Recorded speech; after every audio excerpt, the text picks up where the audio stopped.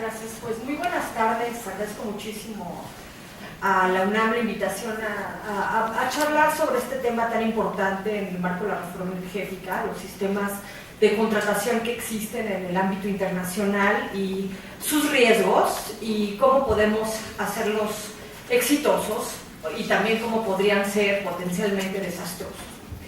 En mi opinión, no hay contrato ni concesión que sea inmanente bueno o malo. Todos pueden ser favorables, pueden alcanzar un equilibrio en la relación de Estados y empresas, o todos pueden presentar enormes inconvenientes tanto en las empresas como en el Estado. En mi carrera como abogada petrolera he visto situaciones exitosas que requieren de mucho conocimiento, de mucha calma, de mucho estudio, de mucha fuerza también de negociación, tanto del Estado como de las empresas. Y también he visto situaciones también muy apretadas en donde los incentivos se colisionan y las partes salen lastimadas. En este caso, tanto el Estado como las empresas pueden salir muy mal de una relación contractual mal hecha. He de decir que el Estado puede perder una parte importante de su patrimonio. Se trata de un recurso no renovable, que si no hay una debida regulación y un cuidado en el diseño de sus instrumentos, pues simplemente puede significar la pérdida del patrimonio de muchas generaciones, lo cual es un acto de injusticia intergeneracional bárbaro, ¿no? También las empresas pueden entrar a un lugar que sea jurídicamente muy inseguro y vamos a decir que meten infraestructura realmente muy cara, ¿no? O sea, a veces miles de millones de dólares, y se encuentran en un territorio hostil, hay toma incluso violenta de sus instalaciones, pierden mucho dinero, su acción se deprecia, y hoy día cuando hay internet y Facebook y Twitter y periódicos e internet, pues se incurren en actos poco honrosos, la merma reputacional que puede sufrir la empresa es importante. Entonces no se trata de un tema menor, no podemos trivializarlo ni frivolizarlo. Entonces hay que, si una parte importante de la reforma energética se finca en las relaciones contractuales con las empresas, pues es un tema que debemos de tomarnos con la mayor seriedad y el mayor cuidado. Entonces por eso mi breve presentación se llama Pasos y tropiezos posibles del proceso, ¿no? Y de nuestro proceso en particular, a la luz de la experiencia internacional. Siguiente, por favor. Pues primero que tenemos que preguntarnos para qué queremos abrir y cómo vamos a abrir exitosamente a través de los contratos. Una de las partes importantes de una apertura se sustenta en que va a venir otro tipo de empresas al país, que van a invertir de forma distinta y que van a llevar la explotación del recurso que hasta ahora hemos llevado solos a través de contratos de servicios también de manera diferente. Entonces tenemos que preguntarnos para qué queremos hacerlo. Si la respuesta es para aumentar la producción, estamos en un gravísimo error. ¿Por qué? Porque el aumento de la producción por sí mismo no resuelve un problema de desarrollo como el que tenemos. Ya tuvimos un campo más bien muy generoso, Cantarell, y estuvimos en más de 3 millones de barriles diarios, y quisiera ver qué pasó con los beneficios de la explotación de ese recurso. ¿Dónde fue el dinero? ¿Dónde estuvo el desarrollo? ¿En qué se invirtió? Entonces tenemos que preguntarnos muy bien para qué queremos abrir, y hoy día eso no lo veo con claridad en el debate de la política pública, de la posible política pública. Entonces, si ya sabemos para qué queremos abrir, si es para que haya mayor competencia, si nada más queremos que el Estado tenga mayores apoyos, entonces de ahí viene qué contrato o qué modalidad contractual vamos a adoptar. Pero no salimos detrás de un determinado modelo y después decimos ¿para qué? Primero decimos ¿para qué? Y después decidimos si queremos contratos, concesiones o contratos de servicio, porque únicamente son medios hacia un fin, y para tener ese fin lo debemos de conocer bien primero, ¿no? Otra cosa que me parece lábil del discurso actual es lo que es el enunciado consistente que Pemex no puede solo, porque además es debatible, ¿no? No puede solo dónde, no puede solo para qué, ¿no? Entonces nos metemos en una discusión estéril sobre si Pemex puede solo o si necesita un socio a través de un contrato petrolero o una asociación estratégica, como se dice, para decir que no son contratos cuando realmente lo son. Y la cuestión es, ¿qué le conviene a Pemex? ¿Sí o no? ¿Le conviene seguir solo? Depende del proyecto. Y dependiendo del proyecto vamos a tener el nexo contractual. Vamos a ver en el mapa internacional y divisaríamos que las grandes empresas petroleras, sea Shell, sea Chevron, sea BP, sea Petrobras, sea Sinopec, ya sean estatales o privadas, suelen compartir el riesgo en los grandes proyectos. Simplemente por una cuestión de minimizar el riesgo geológico financiero de los grandes proyectos. Entonces, para un campo en donde Pemex puede tener absoluto control y autosuficiencia, pues es absolutamente ocioso meterlo en sociedad. Para un proyecto grande, donde el riesgo geológico es sustancial y el riesgo financiero, consiguientemente también lo es, pues tiene mucho sentido buscarle un socio. Entonces, para fijar esa relación necesitamos un instrumento contractual distinto. Depende de las capacidades de Pemex frente a un proyecto. ¿Qué quiero decir con esto? Que no hay un solo sistema contractual para todo tipo de proyectos, que tenemos que tener a la mano la cartera de contratos o concesiones que nos sirvan, y si nos sirven y si nos convienen, las tomamos como país, y si no nos convienen y no nos sirven, las desechamos, pero es una decisión pragmática únicamente. Entonces, siguiente por favor. Okay. Entonces, tenemos que empezar a pensar en una tipología sencilla de concesiones y contratos, la cual comparto con ustedes brevemente porque tengo poco tiempo, pero vamos a identificar qué hay en la cartera nacional de concesiones y contratos. No iba a hablar de la tipología, pero prefiero introducirla de una vez. ¿Qué es una concesión? Una concesión es un acto contractual y administrativo mediante el cual un operador nacional o extranjero recibe por vía de este instrumento derechos exclusivos a explorar y explotar el crudo de una área determinada a cambio de una regalía y de impuestos pagaderos al Estado otorgante de la concesión. Esta definición está en muchísimos manuales de contratación petrolera, no es necesario que la apunten ni mucho menos que se la aprendan de memoria. Simplemente llega a la empresa, se le adjudica un bloque, sobre este bloque hay derechos exclusivos de exploración y producción, y a cambio el Estado recibe una regalía, impuestos y a veces un bono a la firma de la concesión.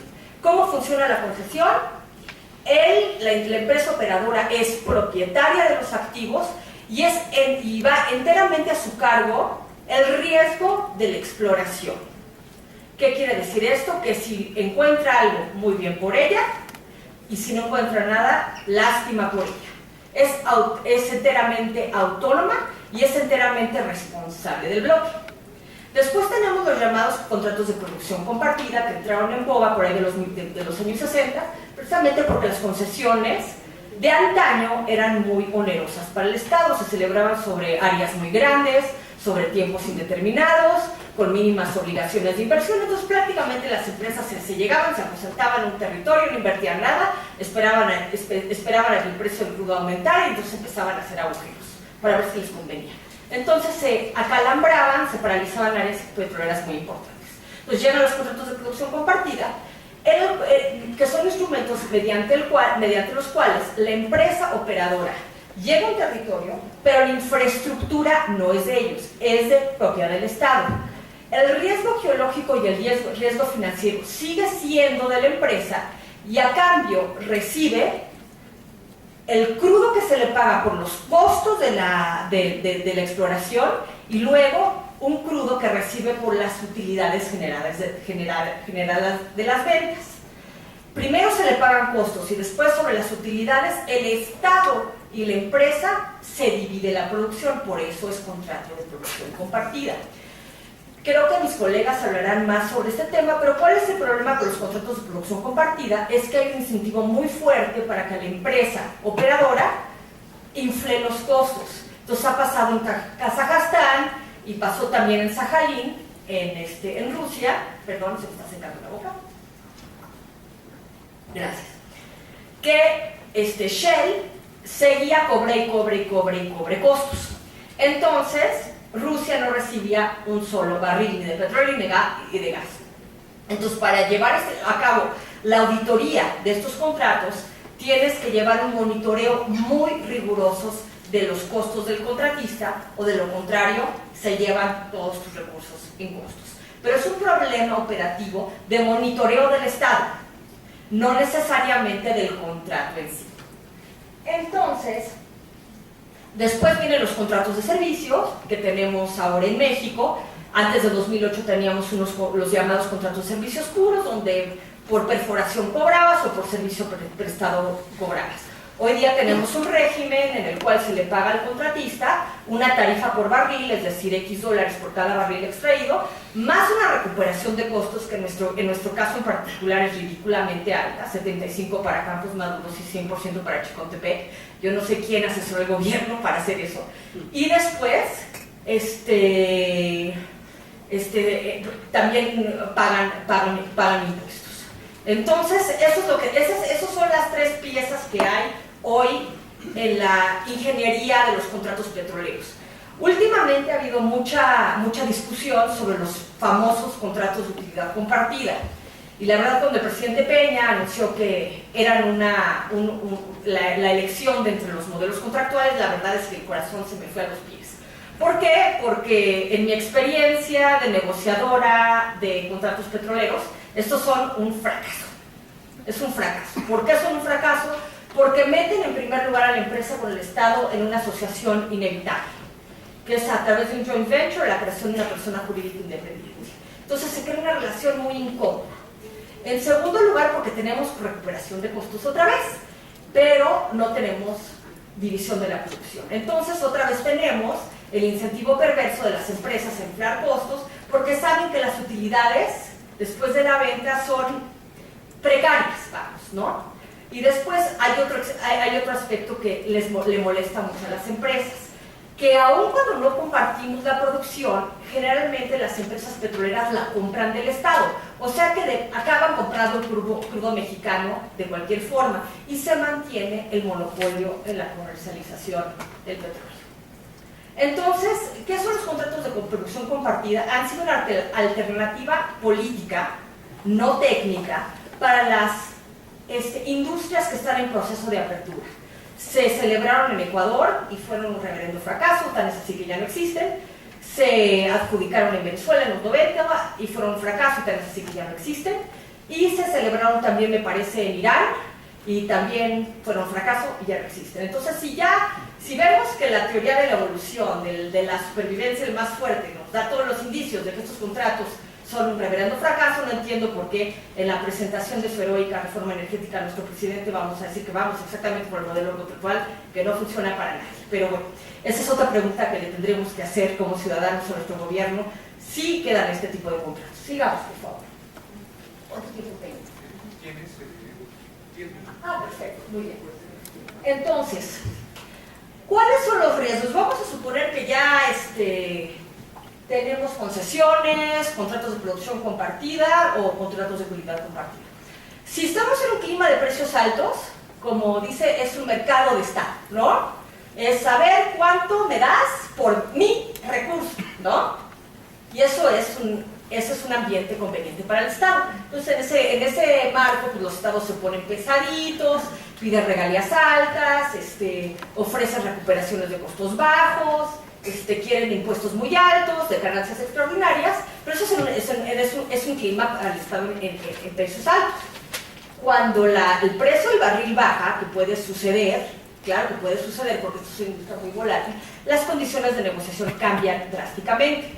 La reforma de 2008 se pensó para un clima de precios altos y para nuestra desgracia, en 2009 el precio del crudo cayó estruendosamente. Creo que estaba por ahí de 2008, a finales de 2008 estaba como en $150 por barril, corrígenme si me equivoco, y después en 2009 con la recesión mundial se desploma a 30. Entonces, ¿qué pasa que cuando baja el precio del crudo? Que la inversión se vuelve competitiva. ¿Qué quiere decir? Que hay menos plataformas, hay menos infraestructura petrolera en los mercados internacionales, los estados empiezan a pelear por ella. Entonces tenemos que pensar en qué clima de precios nos puede agarrar la negociación de un contrato. Si estamos en precios altos, pues ya la libramos, felices, ¿no? Vamos a va a haber mucha búsqueda porque las empresas van a venir a nuestro país y se van a portar bien. Pero si nos toca en un clima de precios bajos, ya tenemos un grave problema, porque entonces las empresas se ponen los moños. Entonces yo me pregunto si el gobierno está pensando en lo que podría suceder cuando salgan los contratos y los negociemos. No en este momento en donde el crudo está más o menos a 110, sino en un escenario de 3, 4 años. Entonces hay que ponderar esa posibilidad, siempre que hay que ver hacia adelante y ver en qué clima de precios hay. ¿Qué pasa? Que es pésima idea negociar de rodillas. ¿Por qué? Porque estás negociando de rodillas en un momento específico de tu discurrir social y político, pero vas a celebrar un contrato cuya duración mínima es de 30 años. Porque nadie va a celebrar un contrato por 5 años, por ejemplo en aguas profundas, cuando empieces a producir en 10. Entonces vamos a decir que la etapa de exploración de un contrato, en aguas profundas, es de 10 años para la etapa de exploración y después quieren 20, 25, 30 para la fase de explotación. Entonces estos contratos nos vinculan por muchísimo tiempo. Y no importa si fue un presidente el que lo celebró y después hay otro que ya no los quiere, como ha pasado, ¿no? Pasó en Venezuela, que se celebraron con Andrés Pérez y después Chávez ya no los quería y empiezan los trancazos entre empresas y estados y los arbitrajes internacionales, para cual tengo el licenciado, afortunadamente. Pero son momentos muy tensos, muy tensos, tanto para estados y empresas. Entonces, no solo tenemos que pensar en el clima de precios de la celebración y la negociación del contrato, sino también tenemos que pensar a 35 años. ¿Cuándo hemos pensado a 35 años?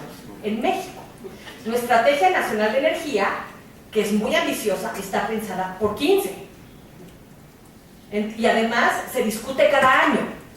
Nuestro largo plazo es como de 6 meses. Entonces, ¿cómo se nos ocurre tener una planeación energética de 15 años cuando los contratos de infraestructura son de 30 o 35? Entonces, ¿qué me dice eso de nuestro gobierno? Que no sabe qué está haciendo. Entonces, eso me asusta muchísimo. ¿Por qué? Porque es un recurso no renovable del que dependemos fuertemente. Entonces les digo abiertamente que yo favorezco las aperturas, pero con mucho escepticismo y mucha preocupación. Esa es mi postura personal por todo lo que implica. Siguiente, por favor. Las empresas también cometen errores muy graves, no solo el Estado. Siempre las relaciones son de dos y para ser verdaderamente disfuncionales requieren dos, y las empresas también cometen errores. ¿Qué pasa con las empresas?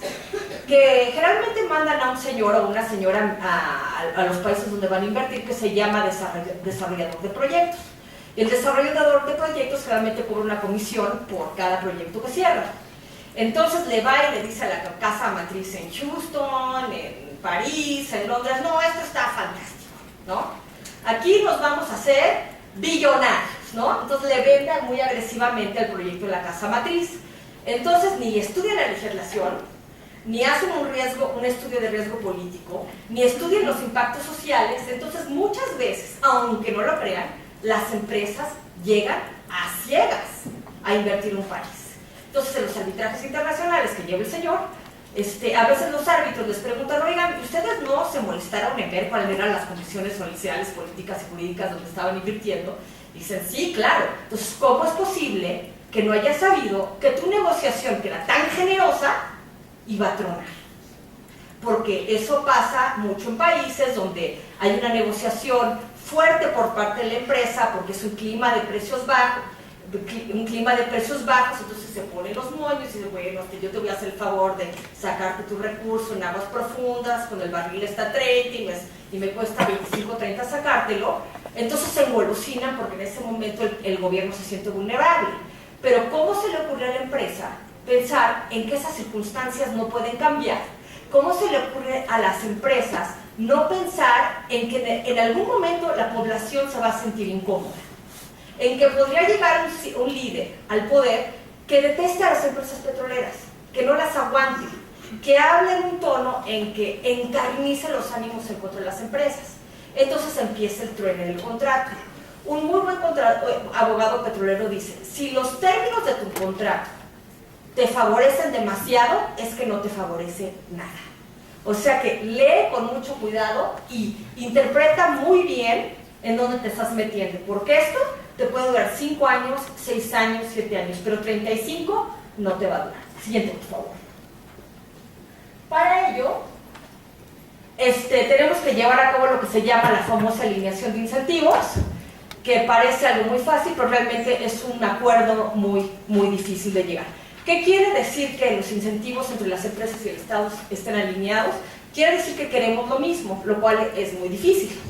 En la etapa de la exploración, generalmente los incentivos están alineados. ¿Por qué? Porque tanto el Estado como la empresa quieren lo mismo, encontrar crudo y gas.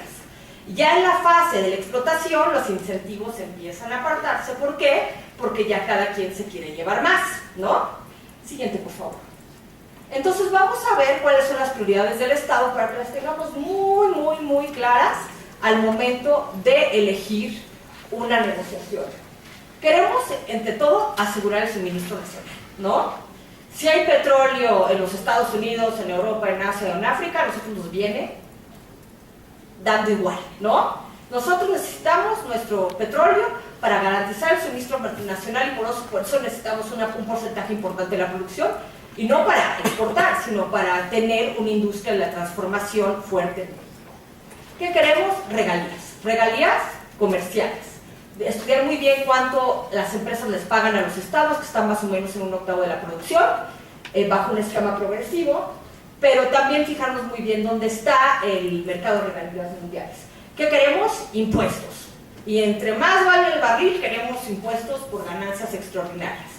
Y me pregunto si el gobierno, que no le puede cobrar impuestos a los ambulantes ni a Carlos Slim, le va a cobrar los impuestos a las petroleras. Esa es una de mis mayores dudas y terror, ¿no? ¿Qué queremos? Limitaciones a la recuperación de costos, es decir, que no nos empiecen a cobrar el avión privado y la cenita en el table en Villahermosa, todo ese tipo de cosas. No, sí, realmente usted se ríe, pero después de ver algunas recuperaciones de costos, el papel membretado, la pluma Montblanc del señor, entonces meten todo hasta la jaula del perico. Entonces tenemos que ser muy, muy cuidadosos con qué cobran como costos y tenemos que tener mucho cuidado de que la persona que está auditando los costos no esté cohechada por la empresa. Porque a los auditores de costos le digo, bueno, te llevas 20 millones de dólares, el tipo dice, con esto me voy a las islas de Caimán y no me vuelven a ver, y con eso nos quitan cientos o miles de millones de dólares. ¿Qué otra cosa? Entrenamiento y uso de empresas locales. No queremos ser unos observadores pasivos del capital internacional ni nacional. Queremos aprender a llevar a cabo proyectos de alta complejidad. Por eso necesitamos transferencia tecnológica, control sobre las operaciones. No tiene que ser un control directo, no tenemos que estar encima de ellos, porque sí tenemos que tener un control de los proyectos, vigilar que las tasas de inversión estén siendo cumplidas, que no haya daños ambientales, que no se estén violando las poblaciones en las zonas afectadas. Y que queremos una duración de un contrato justa con la posibilidad de cláusulas de salida. Es decir, si incumples, manito, te vas. Siguiente, por favor. ¿Cuánto tiempo tengo? Que no me quiero pasar. 2 minutos. Bueno, voy rapidísimo a las principales prioridades de las empresas. Una tasa de retorno razonable. ¿Qué quiere decir esto? Que por cada dólar que invierta yo tenga derecho a recuperar una parte razonable de ese dólar. Estabilidad de los términos contractuales. ¿Qué quiere decir esto? Que lo que firmo es lo que va a ser por 30 a 35 años. cosa que es difícil porque es una industria volátil, es un sistema político volátil, hay cambios sociales volátiles también, pero también tienen que tener seguridad jurídica para venir. Riesgos políticos aceptables, no que vamos a tener un gobierno liberal, después uno de extrema izquierda, después uno que cree en el gurú Maharaj, no, tienen que tener una visión de estabilidad de riesgo político. No restricciones a la exportación. ¿Qué quiere decir? Si yo tengo derecho a mis 50% de los barriles, yo me los puedo llevar todos. No quiero que luego me salgas, que tenga una crisis de suministro nacional y que mis barriles se quedan. ¿Por qué? Porque los planes de negocios están basados sobre la no restricción a la exportación. Después, no restricciones a precios, que quiere decir que yo puedo vender el barril al precio internacional que yo quiera, no hay intervención. Impuestos acreditables, que es un riesgo también para el Estado, se acredita demasiado. Muy importante, acceso a arbitraje internacional. ¿Qué quiere decir eso? Que ninguna empresa internacional va a querer caer en las manos del Poder Judicial por miedo a que no haya imparcialidad en el proceso. Después, libertad de derecho a explorar y producir, y contraprestación es una moneda aceptable, no le podemos pagar en, qué sé yo, pesos bolivianos y demás, ¿no? Van a querer seguramente dólares. Bueno, creo que con eso termino, por respeto a mis copanelistas. Espero haberlos dejado lleno de inquietudes. Yo vivo llena de inquietudes, como le digo, yo soy aperturista bipolar, a veces me da mucho gusto que esto se vaya abriendo, después caigo en la depresión más profunda. Tenemos que hacerlo con muchísimo cuidado, si es que lo vamos a hacer, y si no lo queremos hacer, no lo hagamos. Muchas gracias.